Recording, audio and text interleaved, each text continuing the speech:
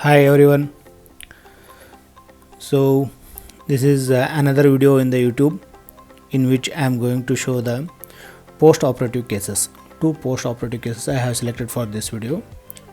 So you might have seen I have posted a split skin graft patient. So this is the donor site. This video I have already uploaded. That procedure video I have already uploaded. If you haven't seen, then I'll give the end screen for this video. So this is a donor site from which I have taken the skin, and this is the recipient site. So this is the dorsum of the foot, so who underwent aggressive debridement for his necrotizing fasciitis.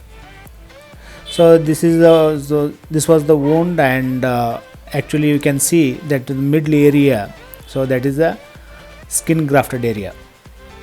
So it's looking a bit dry because patient has not applied the oil. Usually we recommend to apply the oil or Vaseline twice in a week, because these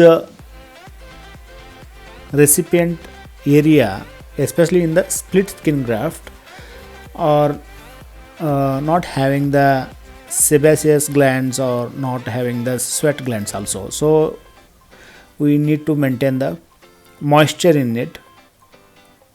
So this is after the 3.5 months. So bit of hypertrophic changes in the wound. So skin graft, if it is split, this is a split skin graft. That is only a epidermis and part of the dermis has taken in the graft. So the thickness varies between the 0.015 to 0.65 mm. If it is between 0.015 to 0.3, then it's a thin graft.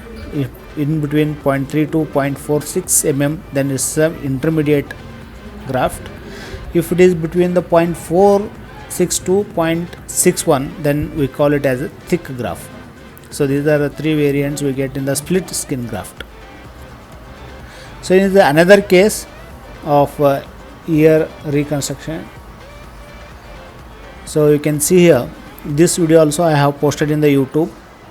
So even this video link also I'll give at the end screen. So this is a post-op 10th day. So it's completely taken up. So you can see it's anteriorly as well as the posteriorly, it has completely taken up. Luckily it has taken up because it was a very small area which is attached for the ear, and it's just a simple suturing has done. So it has completely taken up. So friends, this is all about the two cases of post-operative recovery, which is requested by the audience to show the post-operative status or to update them regarding the post-operative condition. So thanks for watching my videos, and once again I am very thankful for encouraging through the YouTube. Thank you.